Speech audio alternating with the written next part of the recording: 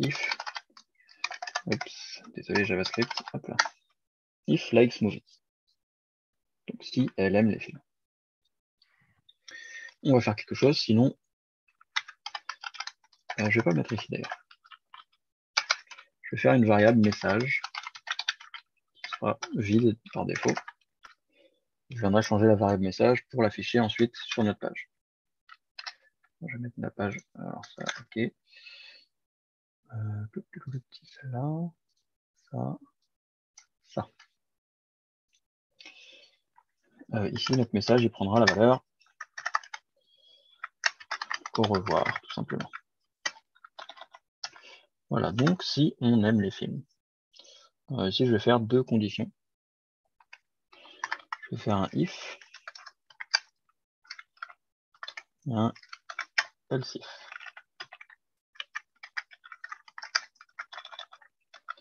Donc la première chose que je vais faire, c'est que je vais vérifier si l'âge, par exemple, est supérieur à ma constante minimum age. Dans ce cas-là, mon message, il sera égal à quelque chose.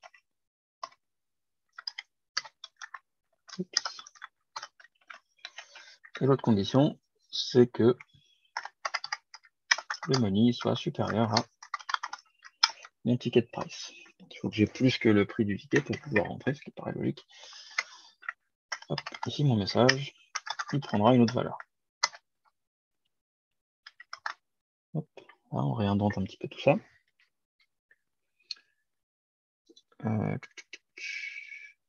Alors non, d'ailleurs, ce sera plutôt l'inverse.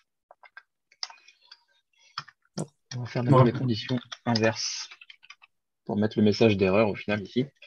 Donc si l'âge est inférieur à l'âge minimum, on va mettre désolé, vous êtes trop jeune. Sinon, s'il a pas assez d'argent, on va mettre désolé. Oups, je fasse ça. Pas assez d'argent. Alors, je vais mettre des doubles chaînes de caractères partout parce que ça commence à me casser la tête de faire ça comme ça. Ou alors je pourrais faire même encore mieux que ça. Je peux faire une condition combinée. Ouais, je vais faire une condition combinée avec ces deux-là. Ça t'évite, ouais, c'est ce que j'ai fait, c'est de prendre la tête. Hop. Alors, quoique, parce que je vais mettre un message différent en Ah, ok, fonction de ouais, toi, si... tu veux différencier. Moi, j'ai juste dit qu'il ne rentrait voilà. pas, moi. Si... Il n'y a pas de, Non, ouais, pas de voilà, t'es pas message dans les pas. personnalisé, toi, tu rentres pas, c'est tout. Tu rentres pas, c'est tout. Alors, attends, on va d'abord essayer comme ça. Voilà. Et par contre, je vais mettre dans un else if encore. Si par contre, l'âge est bien supérieur à l'âge minimum et que l'argent est bien supérieur au ticket price, ici le message, ça sera bonsoir, bon film, allez, hop, par exemple. Et sans oublier le point virgule. Hop.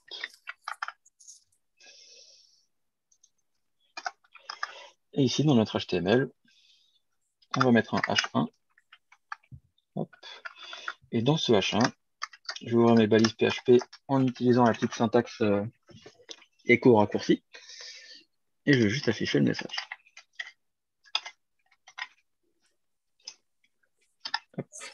Voilà, bonsoir, bon film, parce que j'ai assez d'argent et je suis assez grand.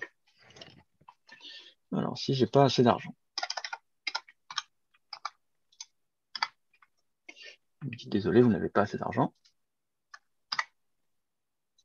Si je suis trop jeune, désolé, vous êtes trop jeune. Du coup, si j'ai pas assez d'argent et si je suis trop jeune, on me dit désolé, vous êtes trop jeune parce que c'est le premier que je viens vérifier. On pourrait vérifier directement une autre condition si jamais les deux sont faux en même temps. On pourrait mettre un autre message. On va le faire rapide. Hop. Alors là, c'est pas le... il n'est pas très très bien structuré, mon bloc de if, mais bon. Alors je vais copier ça. Et quoi que je peux mettre dans le else directement en fait. Quoi que non, vaut mieux le faire avant. Le check avant. Tac. On va inverser ces conditions-là. Ça voudra dire qu'il est trop jeune et qu'il n'a pas assez d'argent. Et donc le message. Alors si vous voyez que je fais aucun effort pour formater, c'est normal. C'est parce que j'ai un truc qui reformate exprès directement quand je sauvegarde. Alors, si vous êtes trop jeune et vous n'avez pas assez d'argent. Ah, qu'est-ce que c'est relou ces trucs d'échappement là. Hop là. Désolé, vous êtes trop jeune et n'avez pas assez d'argent. Si j'ai assez d'argent, il me met quoi? Désolé, vous êtes trop jeune. Si j'ai l'âge suffisant et l'argent suffisant, bonsoir, bon film. Pas assez d'argent, il me dit pas assez d'argent. Et si j'aime pas les films, il me dit bien au revoir. Donc c'est bon, on a prévu un petit peu tous les cas.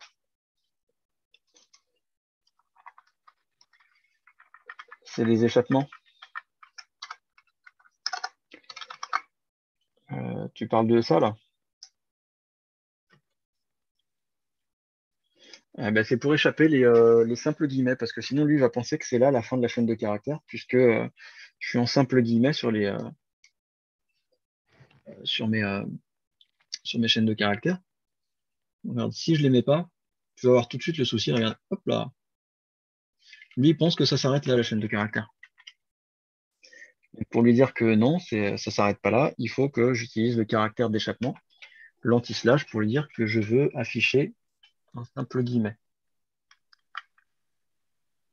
Voilà, c'est pour lui dire que c'est un simple guillemet à afficher et que c'est pas là la fin de la chaîne. Voilà. Bah de rien. Est-ce que ça va pour tout le monde du coup? Ouais. Bon, alors j'imagine que vous n'avez pas fait autant de conditions, mais c'est pas très grave.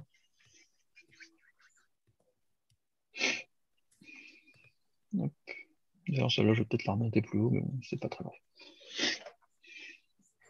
Il y aurait moyen d'optimiser ça, hein, mais bon. Là, pour le début, pour juste la syntaxe PHP, on va rester comme ça, ce sera déjà pas mal. Si vous avez réussi à faire ça sans faute de syntaxe, c'est déjà pas mal. Alors, à main levée, alors, il y a du chat ici, j'ai pas vu. Ah, c'était tout à l'heure ça. À main levée, qui a réussi ou presque réussi? Allez, tout le monde lève la main maintenant.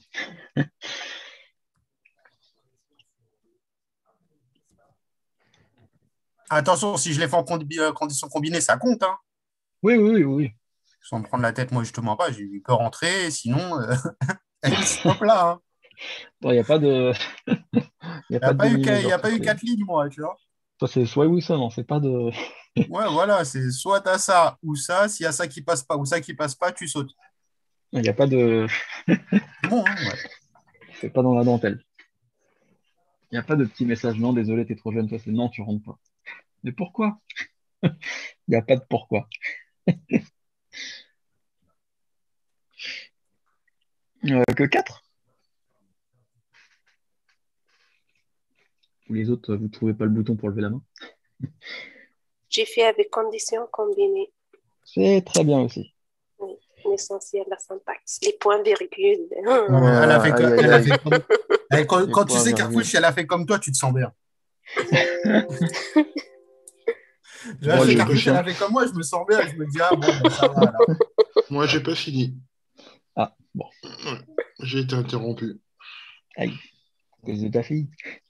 Ceux Ouais, qui n'ont pas réussi, elle a décidé de passer la serpillère. Donc, c'est quoi qui même que je vous a finisse à sa bloqué, ceux place. qui n'ont pas réussi? En Comment? dehors de Saïdi. Ceux qui n'ont pas réussi, c'est quoi qui les a bloqués? Ouais, voilà. Ouais, surtout les DW3, on l'avait 4 fois cet exercice à la fin. En AlgoBox, en Toi qui l'as. JavaScript. Moi, je te mens pas, hein. Dans ma tête, je me rappelais qu'on l'avait fait en conditions combinées. J'ai dit, allez, hop, conditions combinées, celui-là. Direct. C'est celui-là qu'on avait pris en conditions combinées, tu te souviens? Ouais, c'est possible qu'on ait fait Ouais, conditions sûr et combinées. certain. Ouais. Conditions combinées. Conditions combinées, c'est ça avec le et là. Ou tu peux Ah, mettre ok, d'accord. ou Plusieurs or, tu vois, conditions comme dans le on même. fait. Ok, d'accord, je vois. Voilà. C'est pas un nouveau truc, t'inquiète. Ah, parce que moi, on ne disait pas ça, quoi. Moi, j'ai jamais entendu ça. C'est d'ici, j'ai entendu ça. Moi, j'appelle ça des conditions combinées, puisqu'on combine plusieurs conditions, quoi. Là, il a entendu conditions combinées, il s'est dit, oh là là, c'est quoi ça? On peut pas installer Pretty là pour qu'il nous corrige les fautes de. Pretty il fait pas PHP. Il n'y a pas un autre? Tout à l'heure, j'ai oublié juste point virgule, il ne veut pas marcher. Il m'a dit non. Alors moi, j'en ai un, mais par contre, il rajoute pas les points-virgules. Il fait quoi? Il indente, etc. Tout bien. Par contre, les points-virgules, c'est toi qui te débrouilles avec. C'est déjà mieux que rien. Mais pour l'instant, j'en ai pas trouvé un qui te rajoute les points-virgules, c'est dommage. Parce que pour JavaScript, il le fait alors que c'est pas forcément nécessaire. Mais par contre, PHP non. Si tu veux, le formateur, c'est. Il y a PHP FMT, PHP formateur. Ouais, c'est ça, exactement. Il est par Il est là, bien. PHP FMT. Je crois que c'est celui-là. Ouais, je vais Ouais, l'installer c'est celui-là. instantanément. Merci, Florian. C'est quoi ça? C'est un formateur pour PHP. Là, t'en as une qui est Par bien exemple, aussi, c'est PHP Storm Snippet. Très très bien. si t'es en flemme totale d'indenter tes choses et tout, genre en mode comme ça, Attends, il genre s'appelle comment? crash, PHP comment? FMT. FMT. Voilà, bon là, c'est pas très joli, hein, tu vois. Moi, vu que j'ai le formateur d'installer et d'activer, je sauvegarde et clac, il me remet bien comme il faut. Moi, il me le trouve pas, PHP FMT. C'est tout attaché. Ah, ok. D'ailleurs, on peut, Ah, voilà. on peut changer quelques petits trucs, hein. Ce qui est dommage, c'est qu'il n'y a pas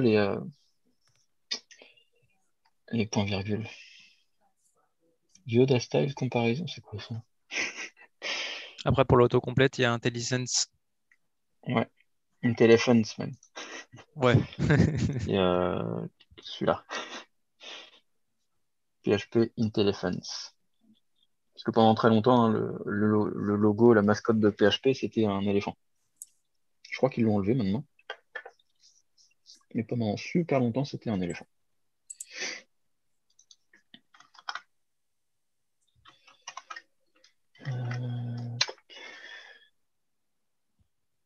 Je vais à deux espaces, mais il me fait pas les.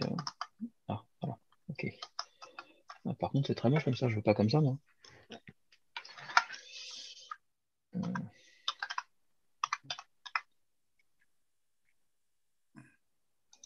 non, c'est pas grave. Là, on peut exclure certains trucs. Ah, voilà, c'est là. Je vais plus. C'est quoi ça? C'est juste pour qu'il indente avec deux espaces. Alors, qu'est-ce qu'il dit? Il ne fait pas les espaces, c'est ça? Oh là. Si, mais moi, j'aime bien quand c'est indenté que de deux. Et lui, il veut pas. Il veut me le faire par 4. Donc, c'est pas grave, je vais mettre le PSR1. Voilà. Il y en a une là, c'est PHP CS Fixer. Je sais pas si elle est bien. Ça me dit quelque chose, celle-là aussi. Ouais, là, je la connais pas, mais elle a pas l'air mal. Je Enfin, vais sur voir le si elle papier, du rajoute moins. les points-virgules ou pas. Est-ce qu'il y a écrit semi-colonne quelque part? Euh, Autofix. C'est marqué qualité de mise en forme, en Oh! tout cas. Autofix by semi-colonne. Ah. Il y a moyen que ça le fasse. Alors attends, je vais essayer de l'installer, moi. Hop, Ça je vais s'appelle enlever l'autre. comment? PHP PHP CS. CS Fixer. Mais attends, je sais pas s'il met les points-virgules ou pas. Alors, je vais juste PHP FMT, celui-là, je le disable pour l'instant. Alors, reload required. Ah, il a l'air, hein? Sérieux? Ah ouais. Mais non.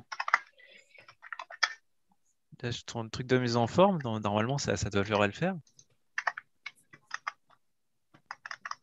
Mhm.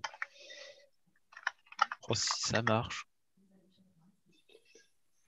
Alors, WordPress, down the key, autofix code. Ah non, ça rajoute pas les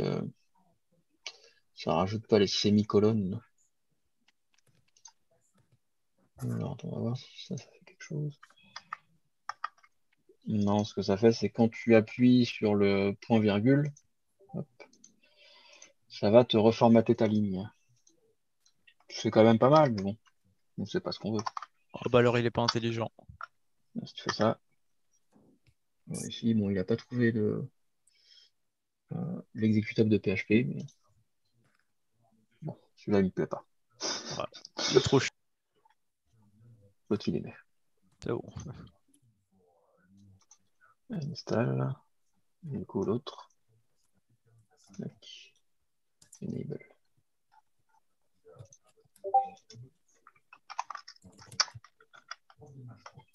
Hop. Hop. Voilà, bon, c'est pas grave. Clac. Ok, bref. Alors, est-ce que vous voulez qu'on se fasse un autre exercice encore? Oui, Pourquoi moi, pas? je suis chaud. Ok, let's go alors. On va faire avec un tableau cette fois-ci pour utiliser des boucles. Alors, qu'est-ce qu'on pourrait se faire? Moi, je pense qu'on va prendre déjà le thème du... Ça, je vais le commenter, comme ça, normalement, le message, il devrait être vide. Clac. Voilà, très bien. On va prendre le thème du e-commerce, peut-être. On va se faire un tableau avec des produits et on va les afficher sous forme de liste dans notre page. Ça peut être sympa. Alors déjà, je vais créer le tableau. Pourquoi il lève sa main? Elle veut dire quelque chose, je crois. Non, c'était de. Pour chaque élément. Donc là, pour boucler sur le tableau, je vais faire un for each. Hop. For each quoi? For each products as product. Là, je ne vais pas utiliser la syntaxe avec les accolades comme ça. Je vais utiliser la syntaxe avec les deux points. Et en bas, il faudra que je mette end for each. Alors, si je fais ça dans l'état, il va juste m'afficher le nombre de fois, enfin le nombre d'éléments là. Donc j'en ai 1, 2, 3, 4, 5. Donc il m'affiche 5 fois, 5 fois la même chose ici. Donc c'est ces textes ici que je vais venir changer.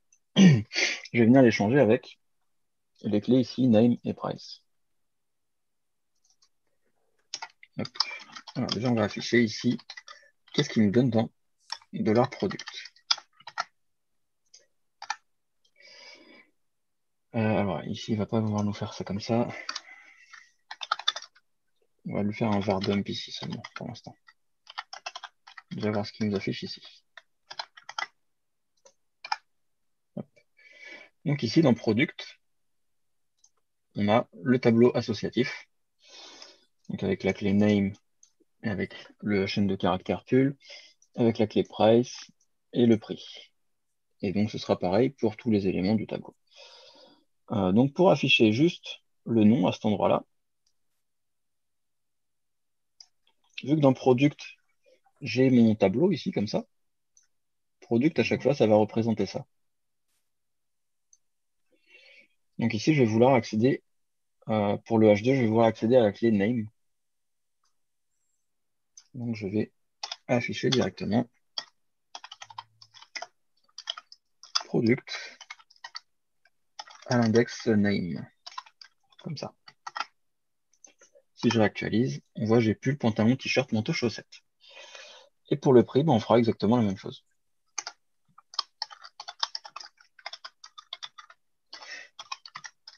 Product, et par contre, c'est l'index price. Si je réactualise, on a bien les prix qui correspondent à ce que j'avais mis dans mon tableau. Plutôt cool. Sachant que ça, là, c'est un tableau qu'on a créé nous-mêmes, mais on pourra avoir exactement la même chose plus tard quand on utilisera la base de données. Et donc là, on aura notre page dynamique avec des données dynamiques aussi, qui viennent de notre serveur en MySQL, qu'on pourra donc modifier les données, les supprimer, en ajouter, etc. Donc ici, notre page va se remplir toute seule à chaque fois qu'on ajoutera un produit en plus. On peut faire une simulation d'ajouter un produit. D'ailleurs, on va le faire avec une méthode pour les tableaux. Comme ça, on va voir une méthode pour les tableaux. Alors, en JavaScript, comment est-ce qu'on fait pour rajouter quelque chose dans un tableau? On prend le nom du tableau, hop, et on pourrait faire un point push, exactement. Là, ici, ça ne marche pas en PHP, il faudra faire autrement. On avait un autre moyen aussi. On pouvait lui dire à l'index 6, tu me rajoutes la valeur suivante. Bon, là, ce sera un petit peu plus difficile puisqu'il faudrait compter les index. Mais si jamais c'est vraiment dynamique, on ne saura pas à quel index on est. Donc, on mettra un petit peu au pif, au risque de supprimer, enfin, au risque de remplacer un article. Nous, ce n'est pas vraiment ce qu'on veut. En PHP, on a une autre façon. On peut faire comme ça. Et ça va faire exactement la même chose que push. Ou alors, on peut utiliser la méthode prévue pour ça, qui est array underscore push. Et ici, il y a deux paramètres à lui passer. En premier, le tableau dans lequel on veut pousser, product, et ensuite, la valeur à pousser dedans. Alors, on va le laisser pour après. Donc ici, la valeur à pousser dedans, on va garder le même schéma, donc on va pousser un tableau comme ça, associatif. Hop. Là, je vais juste changer le nom, je vais mettre un autre nom de produit. On va mettre une ceinture, allez, hop. Ceinture, et la ceinture, elle sera à 15 €. Hop. Si je réactualise ma page, on voit que j'ai la ceinture en plus qui coûte 15. D'ailleurs, 15 quoi? 15 €. Oups, c'est là. Voilà. Donc on peut faire soit comme ça,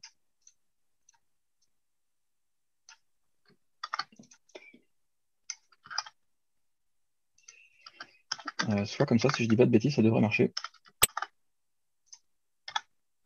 Voilà, on a le même rendu.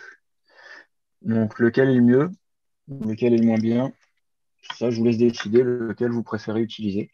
Si vous préférez utiliser une fonction comme ça, array push, ou directement le nom du tableau avec les crochets vides est égal à la nouvelle valeur.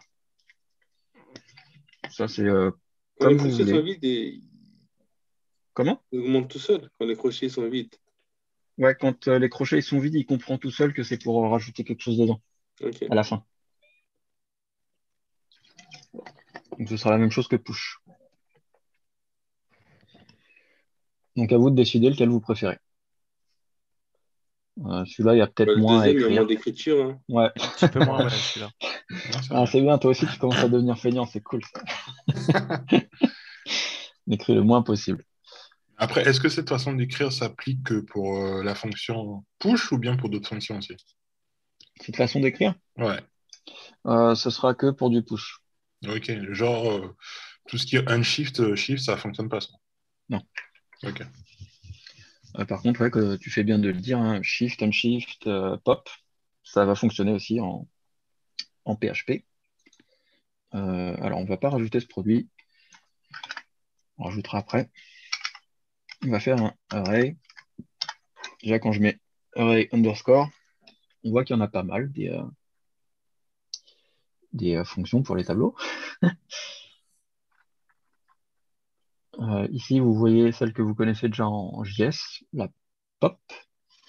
On a aussi push, on a shift, on a du slice aussi, on a du filter, du reduce, du splice.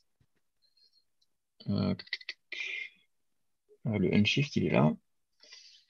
Après, il y en a certaines qu'on ne va pas utiliser, qu'on n'utilisera jamais même, hein. La longueur de tableau, c'est quoi? Ah, pour avoir la longueur du tableau, Oui. tu as plusieurs façons. Enfin, tu as plusieurs fonctions pour l'avoir. C'est point Alors, attends. length, non? Underscore length. Non, ça ne marchera pas comme ça. D'abord, je voulais juste faire un petit pop. Hop, pour que vous voyez que ça marche pareil. Ici, j'ai pas mis la ceinture, hein. Je ne l'ai pas ajouté. Alors par contre, il faut lui dire quel tableau. Donc, ce sera le tableau Products. Vous allez voir que chaussettes et ceintures vont disparaître. Voilà. C'est normal parce que je ne l'ai pas ajouté. Quand j'ai rechargé la page, il n'y serait pas de base, hein, parce que notre tableau de base, c'est celui-là. Par contre, pop, vu que ça retire le dernier élément, il a bien été enlevé. Et comme en JavaScript, ça nous retourne la dernière valeur du tableau. Ah, tiens, quelque chose d'intéressant ici, là. Dans la définition de la fonction, on a un petit et commercial ici. Alors ça, c'est quelque chose qui va marcher un petit peu comme en langage C, qui rappelle un peu les pointeurs. Donc, comme vous ne connaissez pas le langage C, bah, c'est pas très grave, on va pas faire trop de parallèles avec ça. Ça va tout simplement passer le tableau, là, parce que c'est ici, c'est le tableau. Le tableau, il est passé par référence et non par valeur. Alors, qu'est-ce que ça veut dire? Je vais essayer de vous illustrer ça. On va voir comment créer une fonction, sans surprise, comme en JavaScript. Je vais appeler testFunc pour testFunction. Hop. Et ici, je vais faire... alors, je vais prendre une variable simple, variable message. Ici, je vais attendre un message. Et ici, je vais dire que message est égal à test. Hop. Et ici, je vais afficher message. Hop. Alors, pour l'instant, il devrait rien. Bon, à part la chaussette qui revient, c'est pas très grave. Là, il n'y a rien de spécial, puisque bah, déjà, je n'ai pas appelé ma fonction de test. Donc, je vais l'appeler testFunc et je lui passe le message, celui-ci là. D'ailleurs, pour éviter toute confusion, je ne vais pas l'appeler message ici, je vais l'appeler MSG. Il faut mettre mon point virgule. Alors, est-ce qu'on le voit? Non, on ne le voit pas. C'est normal parce que, alors, je vais lui mettre une valeur quand même. Je vais mettre blablabla. Donc, mon message, il est là. Il est égal à blablabla. Ici, moi, j'avais mis... alors, pourquoi il n'est pas... il me dit quoi ici? Il se déclare but not used. D'accord, c'est pas grave. Normalement, ça devrait bien reprendre celui-là. Bon, okay. Moi, ici, je m'attendais à ce qu'il change en test, puisque je l'ai passé ici. Mais non, parce que ici, on l'a passé par valeur et non par référence. Pour passer par référence, il suffit de faire comme ils mettent ici, là, avec le petit... Alors, on ne le voit pas ici. On le décommente. On lui met un et commercial devant. Et on devrait avoir une petite différence. Maintenant, je teste. Sans ce et commercial, j'ai blablabla. Alors, qu'est-ce qui explique ça? À la base, notre message, c'est celui-ci. Bon, je vais rajouter un A pour que ça fasse blablabla.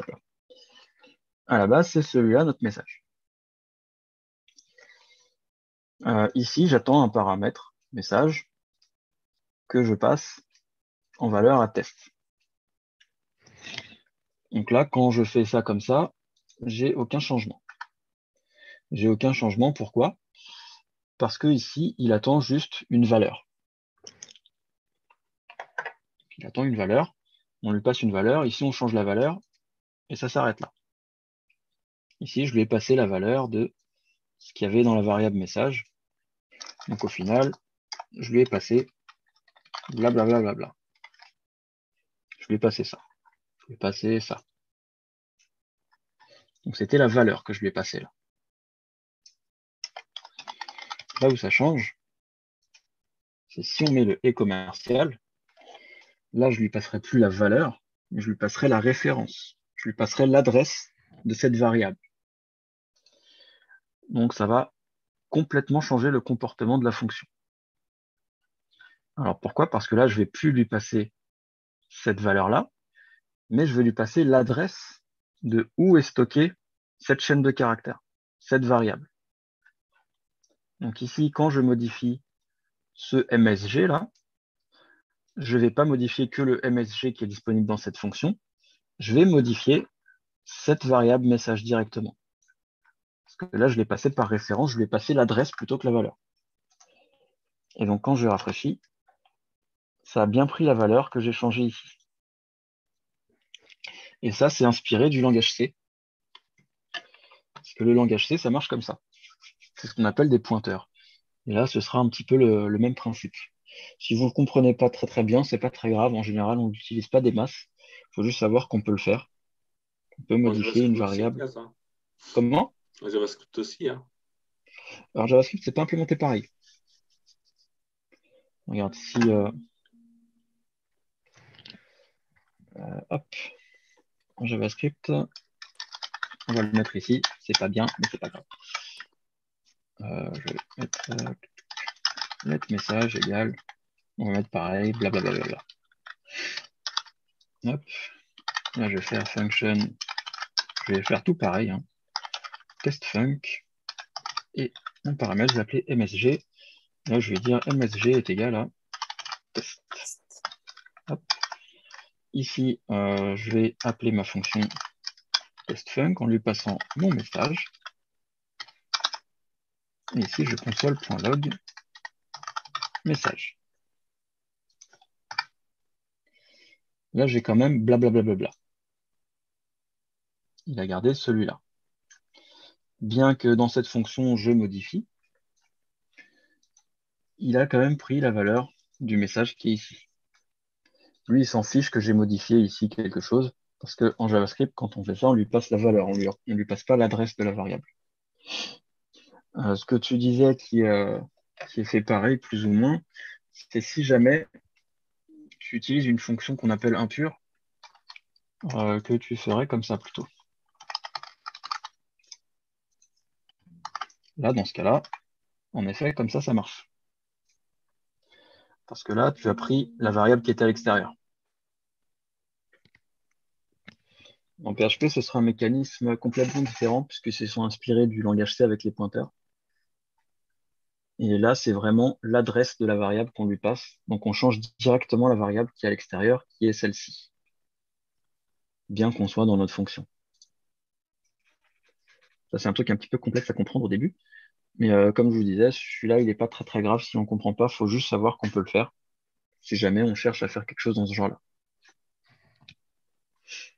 D'ailleurs, PHP, lui, tu pourrais pas faire un truc comme je viens de faire en JS ici, récupérer une variable de l'extérieur comme ça dans une fonction, ça marchera absolument pas. Si je lui demande pas de paramètres ici, hop, et que j'essaye d'accéder à mon message à celui-là, là, écrit pareil, de toute façon, vous allez le voir, je vais avoir du rouge direct. Ah bah non, même pas, il me l'a même pas mis en rouge, tiens. Alors, par contre, qu'est-ce qu'il va me sortir? Hop. Il me sort quand même blablabla. Parce que lui, pour lui, là, c'est une nouvelle variable, au final. Ce ne sera pas la variable que j'ai là. Ce sera une variable qui sera que dans cette fonction. Tu ne peux pas utiliser les variables qui sont à l'extérieur de la fonction. Ouais. C'est ça. Là, ici, Par pour contre, lui, j'ai déclaré une nouvelle variable message. Par contre, si j'essaye d'afficher, celui-là, je l'ai. Si j'essaye d'afficher message, voilà, c'est là où j'ai du rouge. Il me dit la variable n'est pas définie. Parce que lui, il ne va pas du tout regarder ce qu'il y a à l'extérieur. PHP, par défaut, ils implémentent directement des fonctions qu'on dit, qu'on appelle pures, qui ne se servent pas du contexte extérieur pour fonctionner. Elles se servent que du contexte, soit qu'on leur a passé via des paramètres, des arguments, soit leur propre contexte local. Pour pouvoir utiliser le message qui est à l'extérieur, il faudra que je fasse autrement, mais comme ça ne peut pas marcher. Il faudrait soit que je lui passe un paramètre comme ça. Oups, $message. Donc là, comme ça, j'agirai directement sur cette variable-là, puisque là, je l'ai passé par référence avec le petit commercial. Ou alors, il faudrait faire encore autrement. Il faudrait stocker cette fonction en fonction anonyme dans une variable.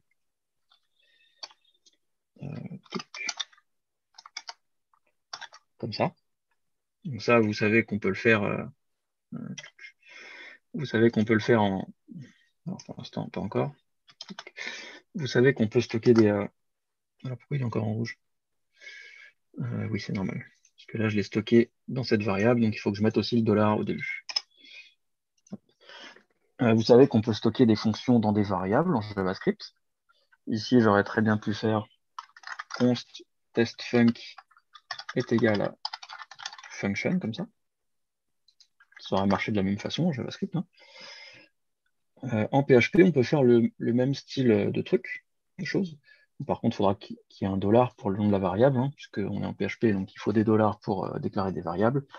Et donc, pour appeler cette fonction, il faudra aussi l'appeler avec la variable, puisqu'elle est stockée, enfin avec le dollar de la variable, puisqu'elle est stockée dans cette variable avec le dollar. Donc, ça ressemblerait à quelque chose comme ça. Pour utiliser quelque chose qui vient de l'extérieur, ce sera que dans ce cas-là, dans le cas où on stocke la fonction dans une variable, on pourra utiliser un mot-clé après function, qui est le mot-clé use. Et entre parenthèses, on lui dit quelle variable utiliser du contexte extérieur. Et là, je pourrais lui passer la variable message. Et là, je peux faire un echo. Je peux me passer dessus là maintenant, puisque je fais déjà la même chose dans ma fonction. Et là, si je rafraîchis, j'ai toujours mon blablabla là-haut. Donc, c'est que de cette façon que je pourrais utiliser une variable qui vient de l'extérieur.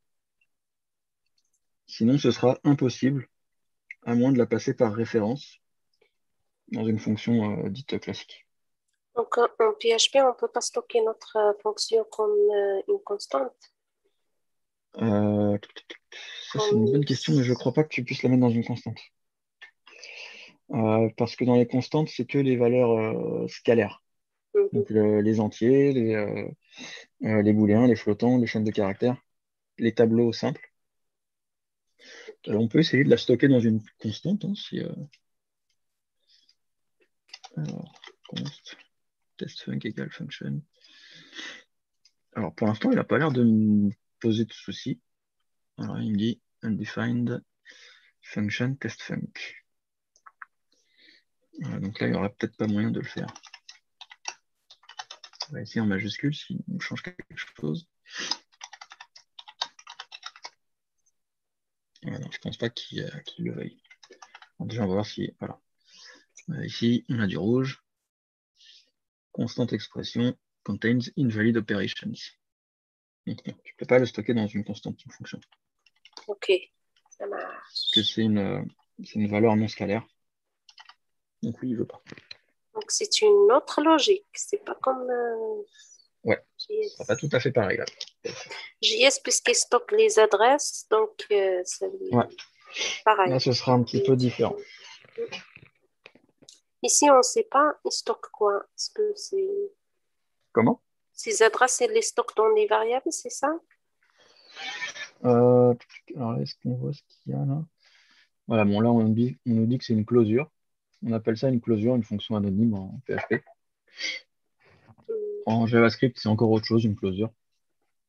Mais bon, on ne va pas trop s'étendre là-dessus.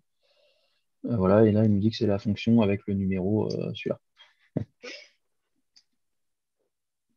Donc, il a stocké une valeur hexadécimale pour notre fonction. Hein. Enfin, hexadécimale un peu plus, même d'ailleurs. Avec le mot-clé function. Jusque-là, ça allait encore. Tout le monde était content. C'est après que les problèmes ont commencé. Alors, on va faire un petit function test, comme ça. Et on va juste écho test. Tac. Je ne vais pas mettre aussi grand le commentaire. On va en faire plusieurs.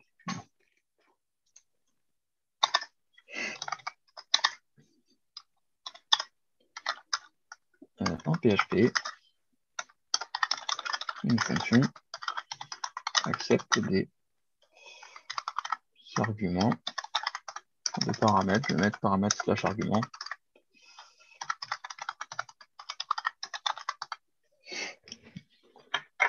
Soit par valeur. Et là, on va mettre function test2 msg. Hop. Je vais mettre msg égale test. Je ne vais pas faire des blocs de commentaires si grands, je vais juste mettre des petits commentaires en ligne. Comme ça. Soit par valeur, soit par adresse. Hop. Là, je vais appeler fonction test 3. Et comme ça.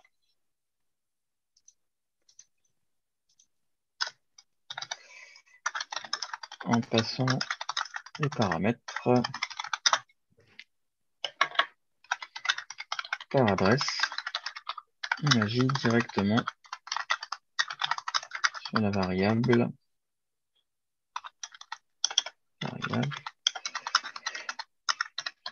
elle-même.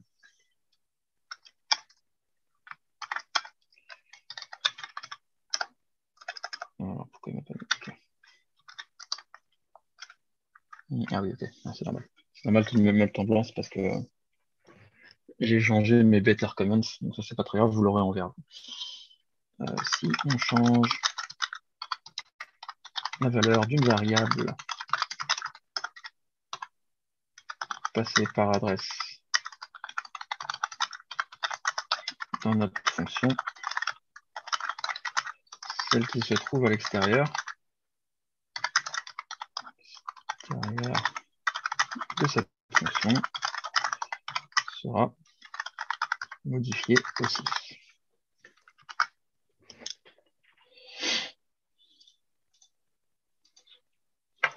Je vais mettre pas de changement pour la variable qui a été utilisée lors de l'appel de la fonction. Lors de l'appel de la fonction. La variable passée lors de l'appel de la fonction prendra la valeur test.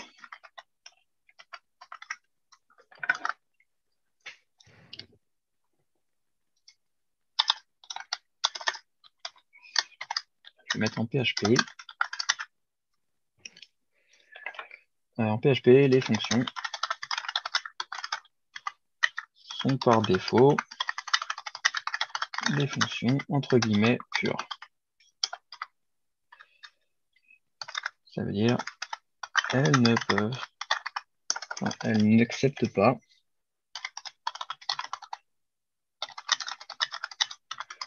des variables du contexte extérieur, point. Qu'elle n'accepte pas de variable du contexte extérieur. Il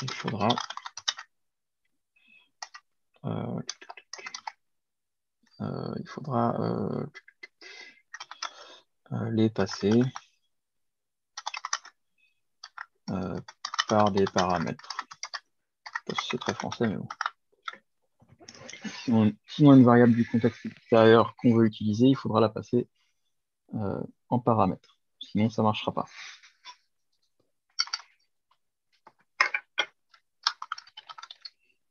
Dans le cas où on voudra utiliser une variable du contexte extérieur sans la passer en paramètres, on devra utiliser ce qu'on appelle une closure entre parenthèses fonction anonyme qu'on stockera dans une variable. Et en utilisant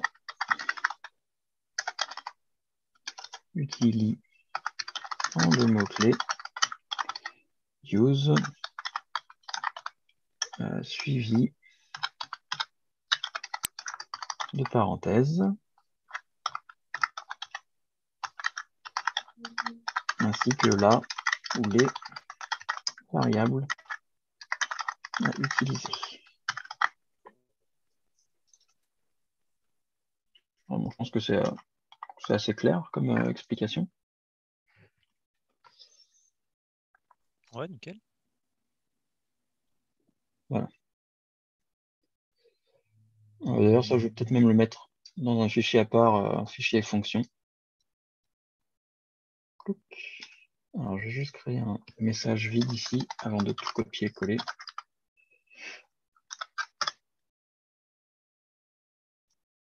Voilà. Hop là, ça sera plus cool.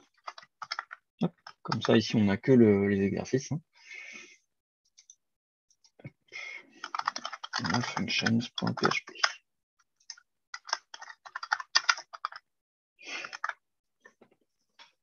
Voilà. Est-ce que vous avez besoin qu'on reprécise avant de se quitter? Je vais faire un push, commit, etc. Hein. Bien entendu.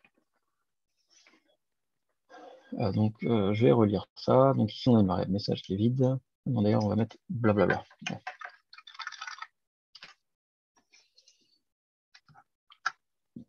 Donc, en PHP, une fonction, elle se définit comme en JS avec le mot-clé function. Jusque-là, tout va bien. Et puis, on a un petit test, enfin, un petit exemple de fonction test. Ici, on a mis en PHP, une fonction accepte des paramètres, arguments, soit par valeur, donc comme ça, directement. Ici, il n'y a pas de changement pour la variable qui a été utilisée quand on va appeler la fonction. D'ailleurs, ici, on peut faire un petit... Hop. Ici, on passe message. Et ensuite, on va faire un écho de message. Voilà. Ou soit par adresse, en passant soit par adresse avec le symbole, celui-ci. En passant les paramètres par adresse, on agit directement sur la variable elle-même, puisqu'on lui passe l'adresse directement. Donc si on change la valeur d'une variable passée par adresse dans notre fonction, celle qui se trouve à l'extérieur de cette fonction sera modifiée aussi. Je vais mettre la variable qui se trouve à l'extérieur. Ici, c'est pas super clair. Enfin, quoi que si après je le mets ici, donc c'est pas très grave. La variable passée lors de l'appel de la fonction prendra la valeur test. Donc là, c'est test 3. Hop, on va faire un message pareil. Hop, on va écho message. Et ici, on a mis les fonctions. En PHP, les fonctions sont par défaut des fonctions pures. Hop. Donc, elles n'acceptent pas de variables du contexte extérieur. Il faudra les passer par des paramètres. Dans le cas où on voudrait utiliser une variable du contexte extérieur sans la passer en paramètre, on devra utiliser ce qu'on appelle une closure, une fonction anonyme, qu'on stockera dans une variable, et en utilisant le mot-clé use suivi de parenthèses ainsi que là où les variables à utiliser. D'ailleurs, ici, je ne vais pas la passer comme ça. Je vais faire juste ça comme ça.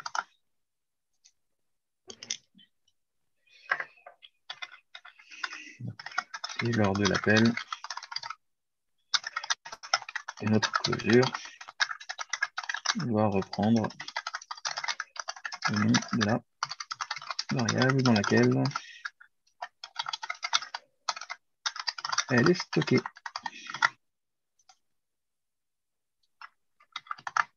Voilà. Et il y aura peut-être encore un petit truc qu'on peut voir demain. Je vous le montre très rapide. Depuis PHP 7.3, si je dis pas de bêtises, on peut typer les paramètres. Ici, si je passe dessus, on voit param mixte et MSG. Je peux attendre une chaîne de caractères si je lui mets string comme ça. Et là, il saura que c'est une chaîne de caractères. Si j'essaie de lui passer autre chose qu'une chaîne de caractères, donc ça c'est 5. Ah bah il m'envoie pas d'erreur. Tiens. Il est censé m'envoyer une erreur normalement. Bon, bah, c'est pas grave. On peut typer quand même nos, euh, nos paramètres en mettant le type avant. Donc il y a string, Après, il y a int, il y a bool, il y a array, etc. Ah bah là j'avais du rouge. Tiens. Ah, d'ailleurs là j'ai mis 2A. Hop. Ouais, ici j'ai du rouge. Et il me dit hop, voilà, expected type array found string. Alors le int, peut-être qu'il s'en fiche au final parce qu'il essaye de le convertir. Parce que si j'ai string, ouais, à mon avis, il doit essayer de le convertir. Vu qu'il peut de temps en temps convertir les entiers et les chaînes de caractères. On peut avoir float aussi. Si je mets quelque chose qui n'est pas convertible, quoique le message en bool aussi, il s'en fout. Bon, il n'y a que vraiment sur le tableau où il pose des soucis, là, pour le coup. Ce ne sera pas forcément tout le temps le cas. Mais c'est quand même plutôt sympa de les typer parce que là, si je vais sur test 2, on ne voit pas forcément, on n'a pas trop d'indications. Par contre, si je fais ça, si je fais sur test 2, on voit que c'est une chaîne de caractères qui attend. Et on peut faire un retour aussi si jamais on retourne quelque chose. Si jamais je retourne une chaîne de caractères, je fais ça. Tac. Et là, on voit, on retourne une chaîne de caractères. Alors là, d'ailleurs, il me met en rouge. Voilà. Ici, il dit, j'attendais que tu renvoies une chaîne de caractères, mais tu renvoies rien. Là, il faudrait mettre un return MSG avec un point virgule, c'est peut-être mieux. Hop. Et là, il est content, il ne me le met plus en rouge. On en reparle de ça demain. donc, la première syntaxe, on n'a pas besoin de mettre return. On n'a pas besoin de mettre deux. Return. Return. Attends, j'ai plus de batterie dans mon casque. Ah. 2 minutes. Voilà. Where? On n'a pas besoin de mettre return là, dans cette syntaxe-là. Non, là, j'ai pas besoin de mettre de return. Par contre, si je lui dis explicitement que je renvoie par exemple un entier, il faut là, il mettre va pas être content parce que vu qu'on ne met pas de return, il voit très bien qu'on ne renvoie pas d'entier. Il voit bien qu'on renvoie même rien. Et du coup, là, il n'est pas content. Okay. Par défaut, c'est void. Il renvoie void, il renvoie rien. Ouais, hop. Alors, j'ai à point. GCC. Voilà, ça y est. Ou alors on a count, qui ne donnera pas tout à fait la même chose. Non, c'est pas celui-là qui donne. Alors, il y en a un qui donne autre chose. Alors, je sais plus c'est lequel, parce qu'il y a plusieurs façons pour voir la longueur d'un tableau. Tu as size of, tu as count, et tu dois avoir array length, en fait, je crois.